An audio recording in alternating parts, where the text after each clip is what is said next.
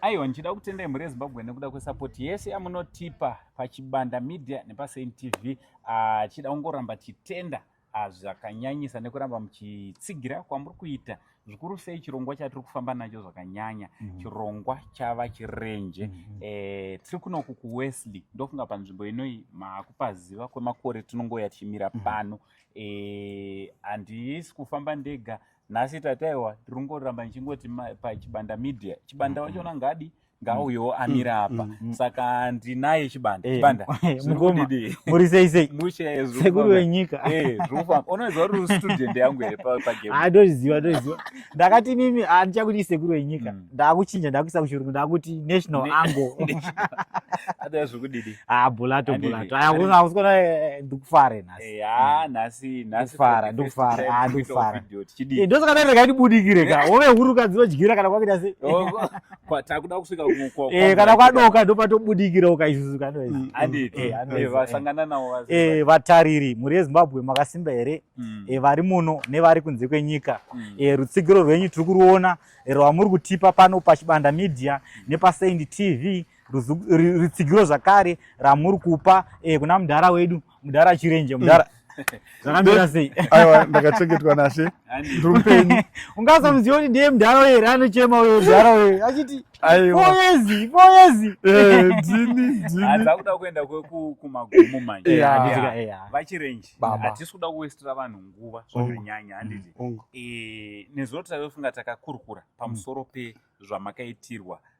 Andimwari akuna umwe. Uyu ndimwari akaita. Aiwa, ndimwari uyu. Handiti. Mungaudze pana umwe atanga kutoona vhidhiyo rino vasi kutozva kuti zvizivikitika. Chingoite turi kungwazivisa kuti zvakaitika. Orati zviri panapa nhasi zvinonakidza. Mazuva ese maiuya ndichirungudza ndichichema, asi Mwari vakatinzwa. Takazokwanisa kuburikidza nemashoko aitaurwa naBishop aiye kutizvo muzukuru wako Kadungure ngaende anotaura naDhuve anoende muridzi weground. Saka Kadungure akaita basa iroro akaripedza, vakawirirana naDhuve. Saka nhasi tiri pano nechibvumirano chakaitwa naDr. Kadungure naDhuve, takazopindawo isisu kuti tisaine sevene vatsva vemusha uyu. Alright, kurova kuti panapa yatakabata agreement of sale. Agreement of sale. Movable property. Yes. This property at my back. Yes. Alright. Yes. So, tiri kuona kuti pana agreement pakati penyu navadhuve vanova muridzi weground. Yes. Alright. Mungada kuti tsanangura kuti makawirirana kuti munge muri munoita zvipi kuti mukova weproperty iyi unge uri unovhurwa? VaDhuve vari kushungurudzika nemakore mana andagara panze, asi nekuti pane vakanga vachivavharira vachivadzivirira kunze kuti vasataure, asi chinhu chese chine nguva yacho. VaDhuve vakazotaura kuburikidza nemagwara aya, vakatizvo aiwa ndipowo 25,000 yeground. Ndiyo muri kuona yakanyorwa panapa. Tokiona. Papeji number 2 kai. 211. Vakati wakandipa iyoyo chete.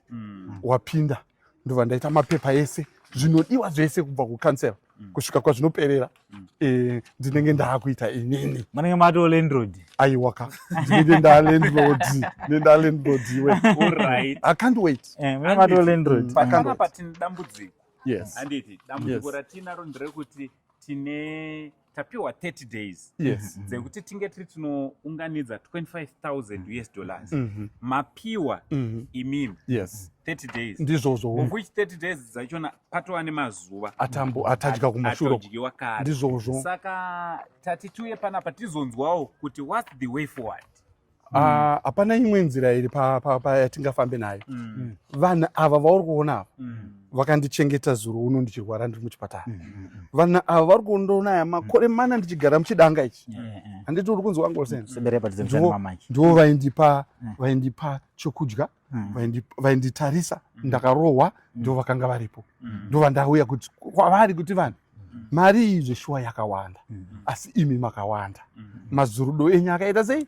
Akawanda. Saka ndibatsirei kuti mangwana kuswera mangwana svondo rinouya ndaarendrodi ndaakufara. Imimiwo zvakare ndimi munozouya kuzondivhurira dhori apa handisi kuda kuvhurirwa newangu sense ndikuda kuti vanhu ava Ivava. vakagara neni vakandibatsira mukubvira nokubvira ivava vandiri kutaura navavo ndovauye vazondivhurira gedhi tichipinda tichifara.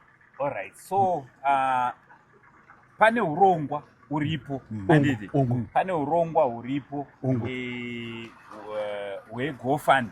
Yes. GoFund yava chirenje saka malink zvese tichange tichikupai zvakare pane vari rinenge vachida kutumira iri mari pane zita rinonzi ani taurai murimi kuti mazita ndeapi.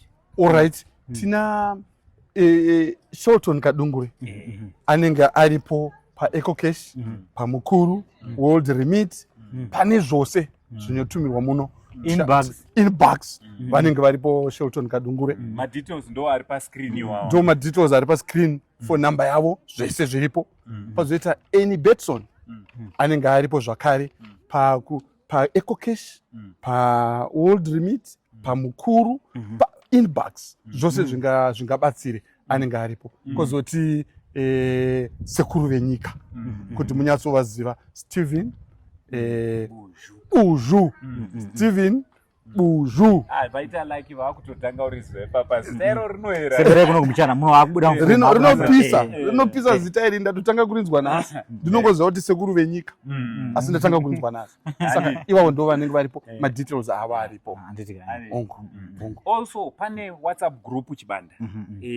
WhatsApp group iri ndorekuti kana uchinge watumira kuitira zvinge zviri zvakajeka usati watotumira joina WhatsApp group iroro kuitira kuti paunenge wakuda kutumira unobva pa zvakare madetails ese kuti aiwa ndaisa pamukuru ndaisira Uncle Saint zvandaisa zvachona ndezvizvi already WhatsApp group iroro ratovapo kune vakutotumira zvakatonaka nekuti ndokwakutoenda madetails ese vana Shelton muchavaona ikoko Kadungure tiri kuvati edu Shelton Kadungure but handi Dr. Kadungure. Then kune vamwe vanotumira asi vasingade kuzikana munhu anani anonymous. Exactly. Saka vanhu ivavo totoita sei tochengetedza privacy yenyu zvakare but murecord yedu titongorekodha ese anenge aripo vakasununguka tinenge tichidaro asi chandozwa ndechekuti aiwa apa tinotowina nekuti mujawa wachona takatowina. Hakuna mari inonzi ishoma, hakuna mari inonzi idiki. Pachibanda media tiri over 800,000. Just imagine kuti mumwe nomwe akangoisa $10 tindane mari. Pasend TV tatongosara mchana kuti svike a million. No, half of a million. Mumwe nomwe akangoisa $10 pane mari yakawanda sei. Yeah, so pane GoFundMe, GoFundMe ndo ine link rataisa pazasi kana kune vese vada kujoina GoFundMe page ra chibanda media nepa Saint TV link muchange muchiriwana ipapo nepa YouTube again details ese muchange muchimaona pa YouTube, pa Facebook, pa Instagram, pa TikTok, pa Saint TV nepa chibanda media. Kozeta vamwe vari wasingade maybe wasida kuuya vaya isusu wari mudhuze wemuarea vanokwanisa ngoya futi vachikuona imimi vachirenje ndiripo padanga face muripo hazvichapera chimwe nemwe chinongowa yacho ndizvozvo ungu asi ndiripo padanga rangu apa. Alright, saka aiwa tisapedze nguva tokutendai muri yeZimbabwe tinongori nemazuva mashoma less than 25 days ndokuti tinge tiri tinoita chinhu ichi kuti vachirenje vapinde mukati umu saka chitotange kubatana nenhamba dzirapo Mwari wekudenga vachikuita but musati mavhara alright angu kune vari kuona this video handitika munokwanisa kusharewo zvakare pamasocial media platforms akawanda akasiyana siyana kuti video rakaenda viral rinokwanisa kuita sei kusvika kuna vanhu vakawanda tokwanisa kuita sei kuwanawo help nokukasika kungoshare chete ipapa ungoti wapedza kuona woshare zvinobatsira zvikuru sa uye kulike zvakare mavideos kuita kuti YouTube irecommend mavideos edu aite se aonekwe nzvimbo dzakawanda dzakasiyana siyana. Aiyo tinotenda Mwari wekudenga kuitire zvakanaka regai tipetere pano handiti titi vese vari kuita basa iri vese vari kucontributa Mwari wekudenga kuitire zvakanaka. Aiyo ticharamba tichikubatai zuva rimwe nerimwe tichange tiri panapa kusvika mari yedu yadi yakwana kusvika tavhururwa apa kusvika imi mauya kuzovhura pamwe nekupinda Mwari wekudenga vamwe vanga vachibvunza kuti mapepa angu makaona aiwa zviri authentic izvi ndizvo chaizvo zvinofana kuitwa mapepa awa ndiwo chaiwo stempi kune vanoziva notoziva kuti ndizvo zvaendwa Mwari wekudenga wakuitire zvakanaka. Aiwa, from Ango Seindi, Chibanda Media na Ango Chirenje. Ango Chirenje. Na vachirenje. Nazoti vachipunza. Uyai zvakare kana vamandishora, avamandishona. Uyai wakomana, uyai chichimuratidze rudo. Uyai pano mucontribute pana pa 25,000 ikwane within hours ikwane vachirenje vapinde. Thank you. Pana pa isusu vamwe hatipedze. Much love and God. Okay, thank you.